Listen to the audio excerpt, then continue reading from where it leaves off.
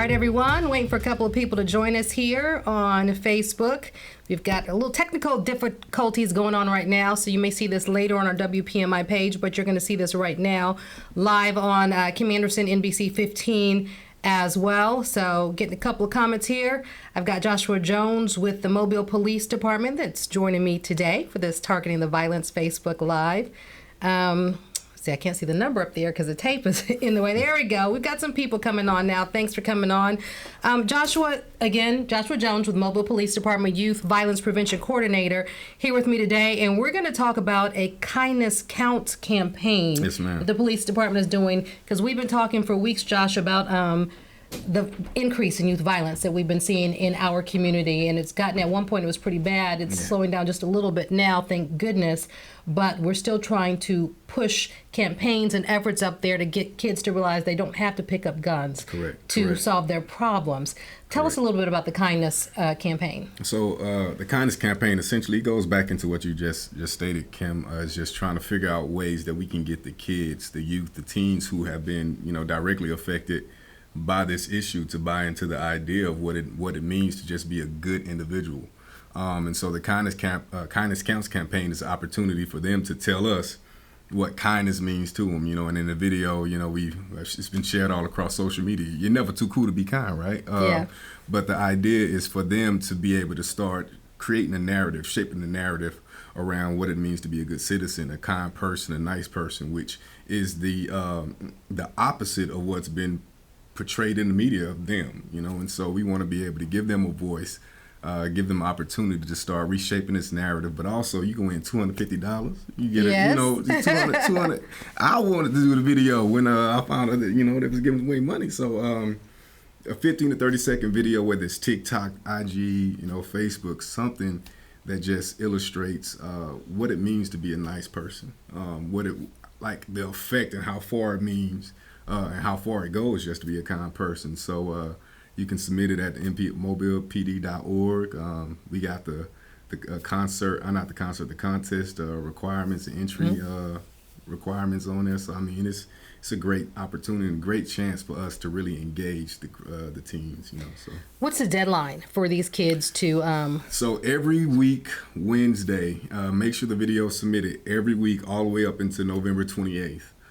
Just make sure that every Wednesday, if you want to submit, you can submit a video every week. And if it's good, you can win $250 every week, But just make sure every Wednesday is the deadline. Get your video in prior to the Wednesday before the Friday Night Rivals game, and that's all the way to the November 28th. So you got 10 more weeks left. So. Try to win. I tell my kids, you need to submit it too. I don't know if they qualify because I work with the station, but still, it's something to do. Get that video in here, And it promotes kindness. Right. So my question is, have we had a large participation in kids who wanted to submit this video? We've had a lot of kids express their desire to, but a lot of them just really don't understand how. And so tomorrow at the fifth quarter event, we'll be there. Some of the crew from NBC 15, myself, Falon Carter over at Parks and Rec, we'll be there to help them, come up with creative ideas, ways that they can submit videos. We had one great video, and we'll announce the winner tomorrow. But it was a great video, and it was from a student out of I'm not gonna say it. Y'all gonna have to wait till tomorrow. But it was a great video, and so we've had a lot of teens express their desire, but just not really understanding and knowing where to start. And so come out the fifth quarter tomorrow. We can help you jog some ideas, show you the process on what it is, and we can definitely get some videos submitted. And some kids. Your parent out there, please make sure that you talk to your kids about submitting something like this. See, my family keeps texting me, so let me get that off there. Because this is something that's going to teach our kids about kindness, and that's what we want to do. Right. We want to promote kindness because they see so much violence out there. And the video that they're looking at, sometimes even out in their community, a lot of stuff that's being pushed is violence. And we want to change that whole mindset that that's not the way to go. I mean, you don't be nasty. You can win more people with, like I tell my kids all the time, you can win more with honey than you can vinegar. That's it. So, think about that when you're out there talking to people. So even, when they're doing their videos, this is just something give me an example of what they need to say about kindness. Are they just talking about, hey, let's be nice to this person, don't bully this person? What do they need to talk about? They can make songs about just being a kind person. They can make songs about anti-bullying. They can make songs about put the guns down. They can. So they need to sing? Yeah, they can sing. They can dance. It's whatever. Like really, the more creative and the more engaging the video content is, the more of a chance you have to be a winner and a YVP champion. So that's the goal that we're trying to get to. But the message can be anything surrounding just being kind. Anti-bullying, put the guns down, stop the violence. Don't hit women and no fighting. Conflict resolution type stuff. Anything that promotes positivity and good vibes, man. That's the main thing. Just good energy out into the universe and showing what it means to be a model citizen, And again, what do they have to do to submit it? Where do they submit it to? So mobilepd.org, kindness counts. We have right there on the screen. I see on my Facebook page, I can't really see the screen yet, but when they go over to NBC 15's page, they'll be able to see that. Definitely. So it'll be mobilepd.org/YVP. You can go there. You'll have the entry details and the rules, and just get your every Wednesday, every week. Make sure you get that video in all the way up until November 28th, and we're gonna double up on some of them because last week, we kind of.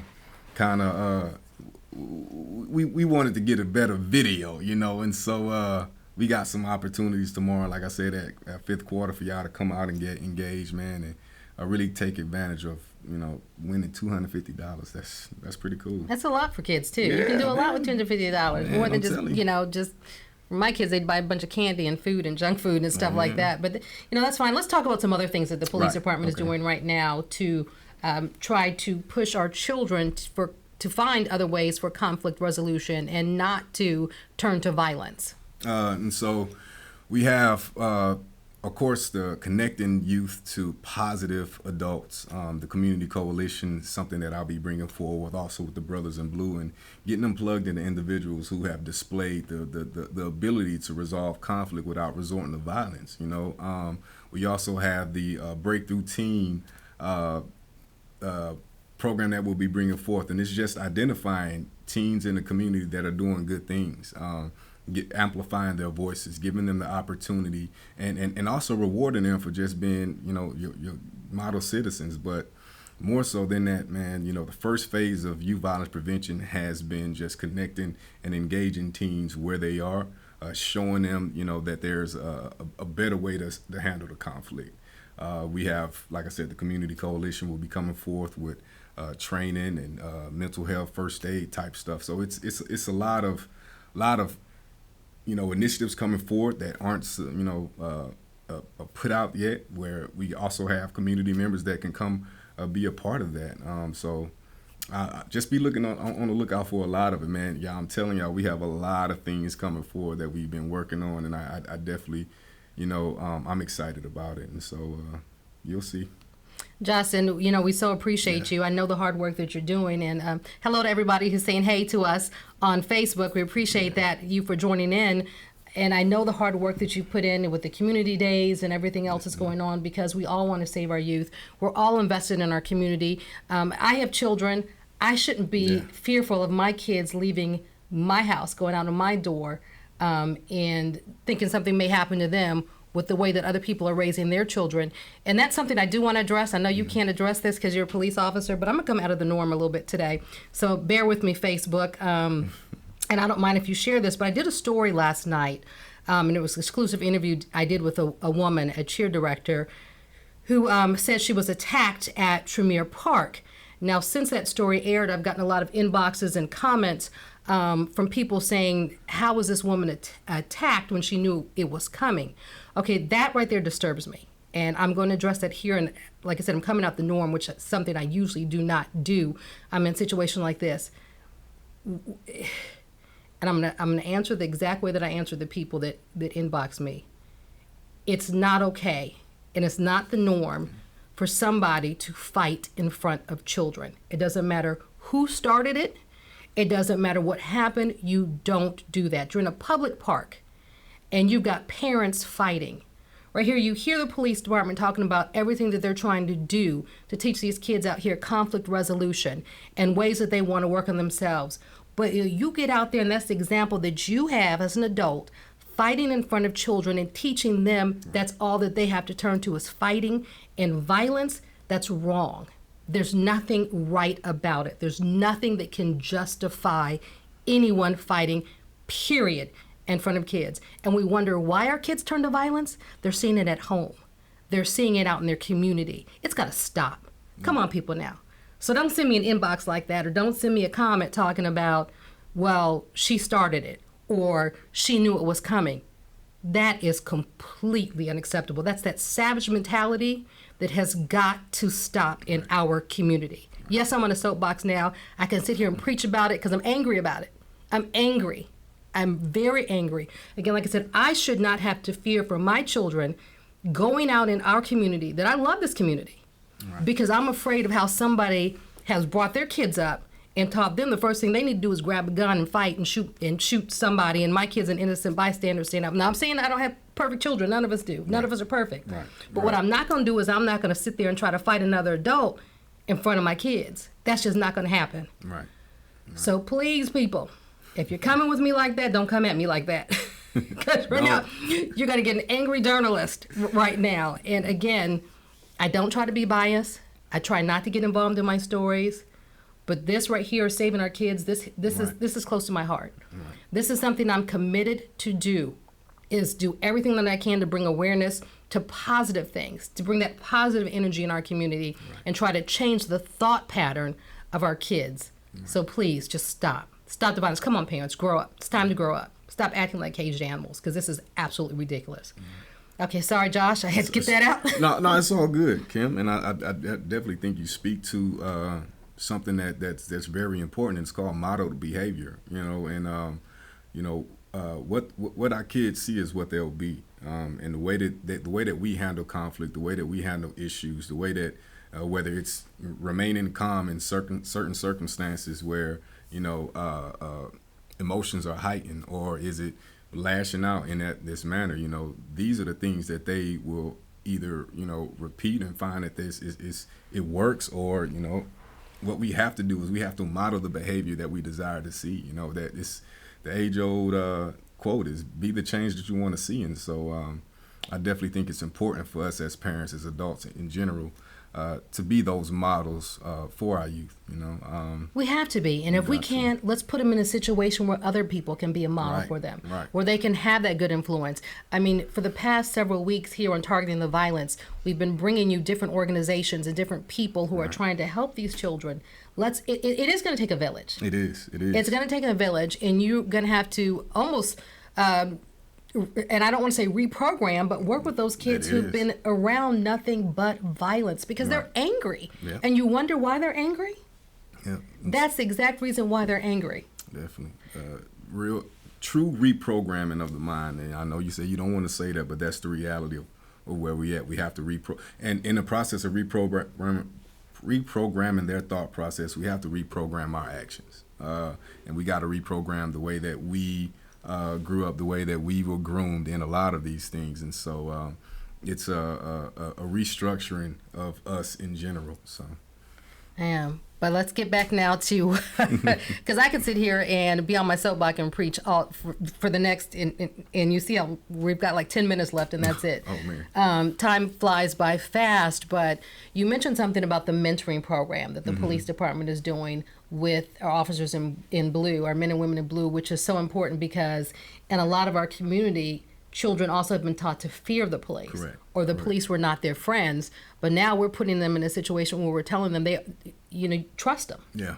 So a part of Operation Echo Stop has, of course, to impede violence, but it's also to improve that perception of law enforcement in the community, right?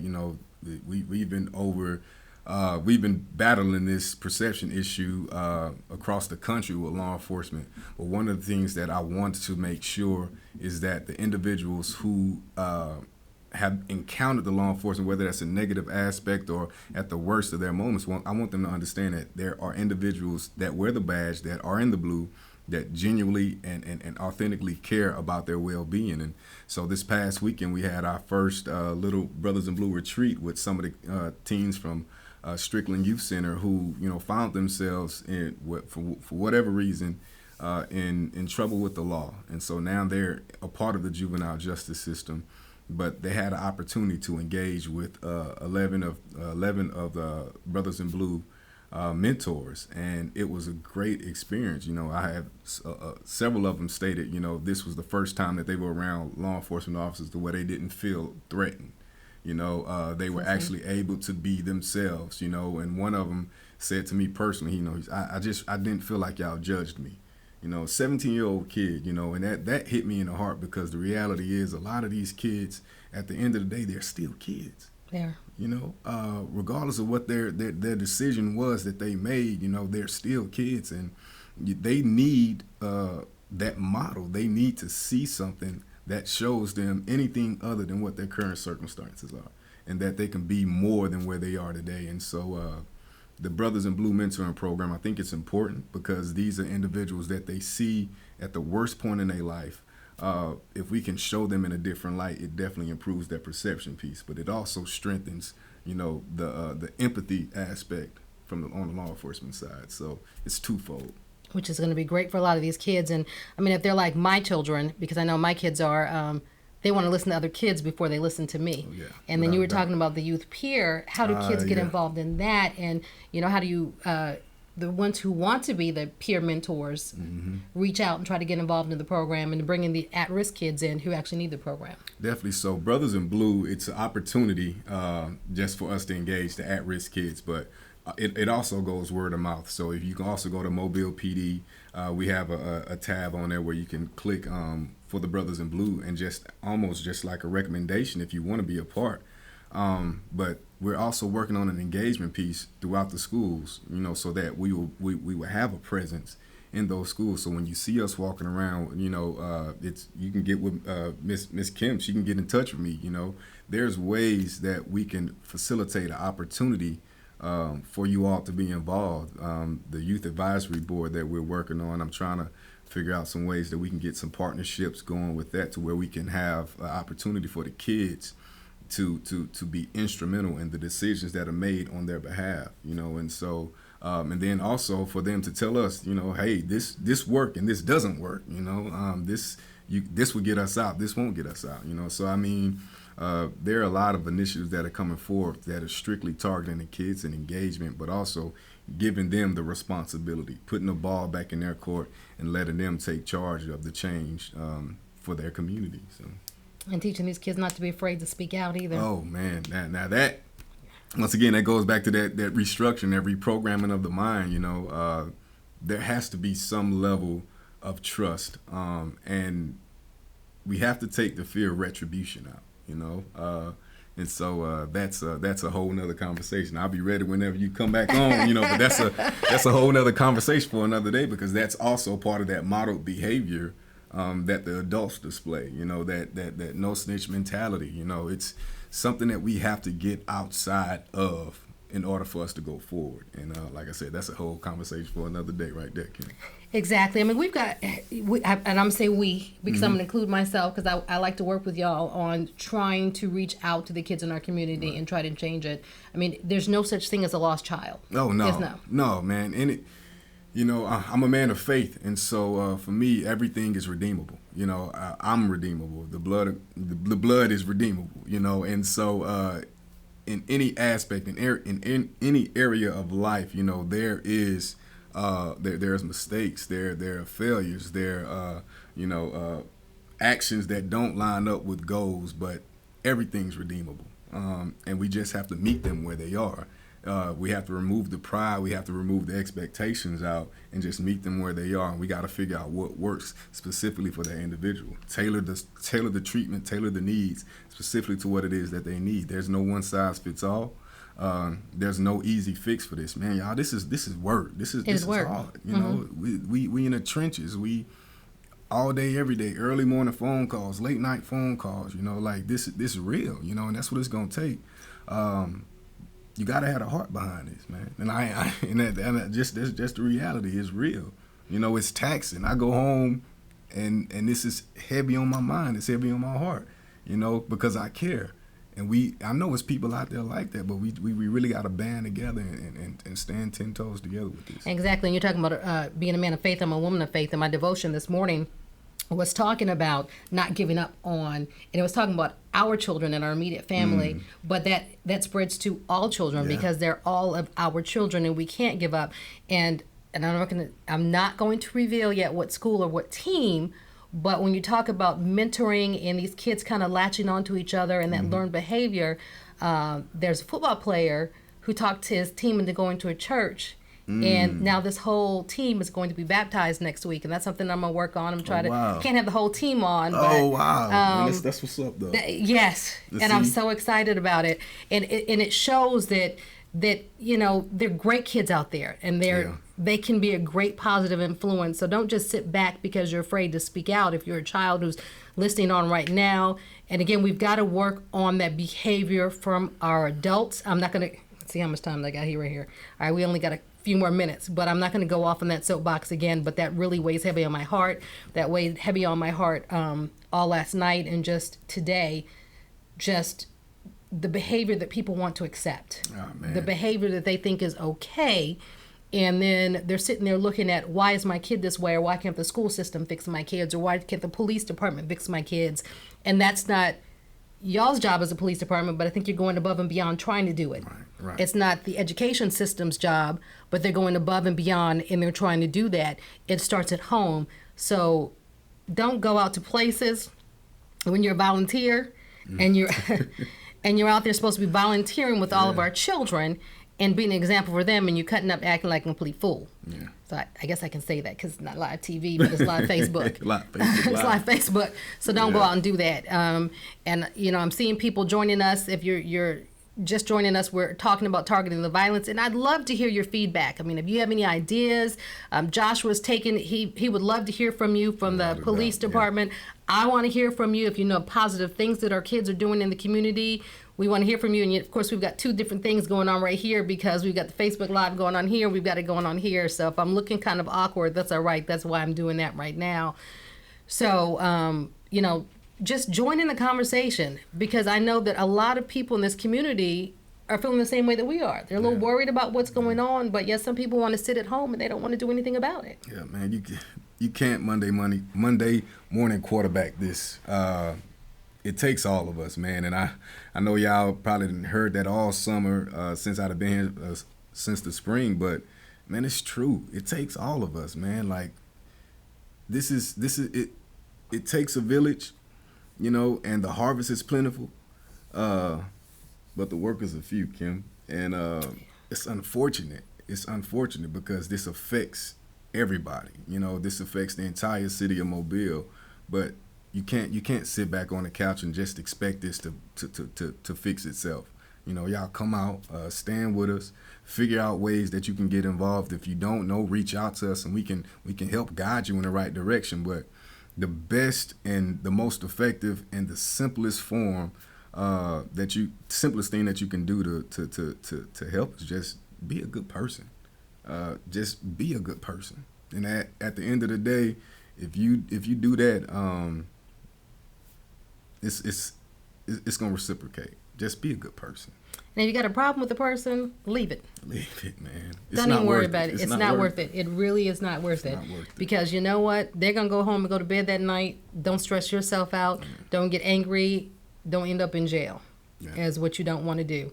All right, Josh, thank you so much for coming out again. I truly appreciate you. Truly appreciate all the work that you're doing to try to turn everything around in our community and try to put all of our children on that right path and what they need. And it takes more people like you to help out, so we really appreciate it.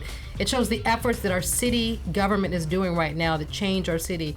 We don't want to be a dangerous city. No. We don't want to be a city where our citizens are living in fear and worrying about the high crime rate. So let's all work together. Thanks so much for joining us. We appreciate it. I'll be back next week. Again, if you have any questions, feel free to ask. This video is going to be up forever. Talk to you later.